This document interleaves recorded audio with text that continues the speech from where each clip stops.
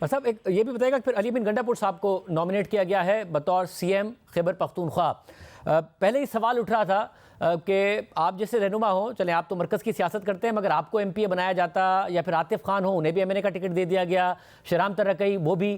تو سوال اٹھ رہا تھا کہ کیا، اور یہ 13 جنوری کو اسٹوری تھی اظہار عباسی صاحب کی، کہ راستہ ہموار کیا جا رہا ہے کہ علی امین گنڈا پور صاحب کو سی ایم خیبر پختونخوا بنایا جائے، اس لیے جتنے بھی امیدوار ہو سکتے ہیں انہیں مرکز میں بھیجا جا رہا ہے.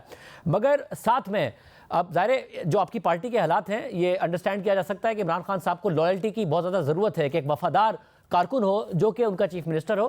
مگر ماضی میں چاہے عثمان بزدار ہو یا محمود خان ہو، نظر آیا کہ عمران خان صاحب نے کمپیٹنس کے اوپر ایک کمزور امیدوار کو پریفر کیا. اب ظاہر کمزور تو نہیں ہے اور لائل بھی ہیں، مگر کیا ان کی کمپیٹنس کے اوپر ان کی جو لائلٹی ہے اس کو پریفر کیا ہے؟ کیونکہ بطور وزیر ہم نے دیکھا تھا کہ امور کشمیر کے کہ ان کے بیانات کیسے ہوتے تھے، کمپیٹنس کے اوپر ان کے اوپر سوال اٹھتا تھا.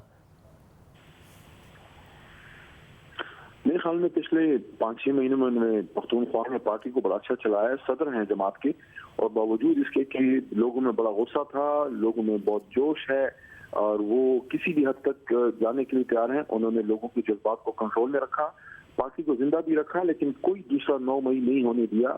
اور میں سمجھتا ہوں بڑا سمجھداری سے انہوں نے 5-6 مہینے جو مشکل وقت جو ہے وہ گزارا ہے. وفاداری بالکل نہیں ہے. جہاں تک کانفیڈنس کا تعلق ہے، وہ تو جب وہ جاب پہ آئیں گے پھر پتہ لگے گا.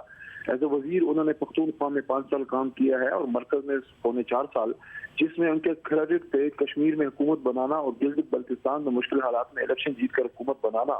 تو یہ آدمی عمران خان صاحب کو 2 ریاستی اکائیوں کی حکومت بھی بنا کے دے چکا ہے، 2 وزارتیں بھی چلائی. سب میں ایک بڑی بریکنگ نیوز اس وقت سامنے آ رہی ہے علی محمد خان صاحب. مریم اورنگزیب صاحبہ نے ٹویٹ کیا ہے کہ نواز شریف نے وزارت عظمیٰ کے لیے شہباز شریف کو نامزد کر دیا ہے. یعنی نواز شریف صاحب خود وزیر اعظم نہیں ہوں گے، شہباز شریف صاحب ہوں گے.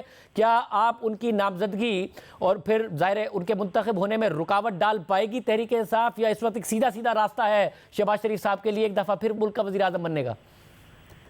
میں سمجھتا ہوں کہ مسلم لیگ نون کو ان کی زندگی کا سب سے بڑا سرپرائز ملا ہے کہ جتنے اہتمام سے اور ریاستی حکومتی ویلکم سے میاں صاحب آئے، نواز شریف صاحب، ان کو ایک بہت بڑا اسٹیٹ ویلکم ملا، ریڈ کارپٹ ملا. مینار پاکستان پہ جس طرح کوئی قائد اعظم ثانی آئے ہیں، انہیں تقریر فرمائی، ایکسپیکٹ کر رہے تھے 2/3 ان کو ملے گی، تو پتہ نہیں کیا ہوا، وعدہ شاید پورا نہیں ہوا یا پھر بیچ میں عوام آ گئی. یہی بات میں نے ایک زمانے میں کی تھی، آج سے 4 مہینے پہلے شام آباد کچہری میں اپنی پیشی پہ میں نے یہ بات کی تھی کہ میاں صاحب نیوز دلی دورس ابھی آپ کے اور اقتدار کے بیچ میں 25 کروڑ عوام ہے، اور وہ بات صحیح ثابت ہو گئی.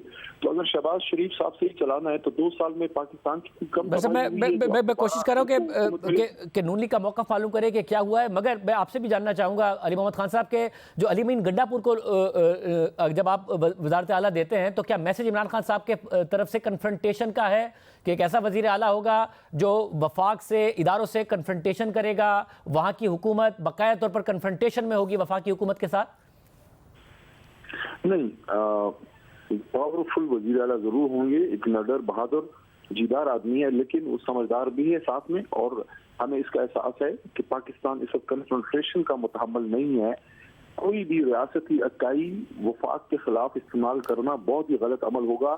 نہ ماضی میں ہم نے کیا، نہ اب کریں گے. ہاں، کچھ احتجاج ماضی میں ضرور ایسے ہوئے جہاں خیبر پختونخوا سے وہ ہماری تحریک شروع ہوئی، لیکن اب تو وہ دور اب ہے نہیں. اب تو پارلیمنٹ میں جا کے ایک سیاسی جدوجہد کرنے کا وقت ہے، اور انشاءاللہ ہمیں احساس ہے کہ خیبر پختونخوا ملک کا بہت حساس صوبہ ہے، تو اس کو اسی ذمہ داری سے علی امین خان چلائیں گے جو جس کی ضرورت ہے. اور انشاءاللہ میں نہیں سمجھتا کہ اگر کسی کو یہ غلط فہمی ہے تو اس کو دور کرنی چاہیے. تحریک انصاف کبھی سوچ بھی نہیں سکتی کہ ایک ریاستی اکائی یعنی ایک صوبے کو وفاق کے خلاف یوز کیا جائے. خدا نہ خواستہ.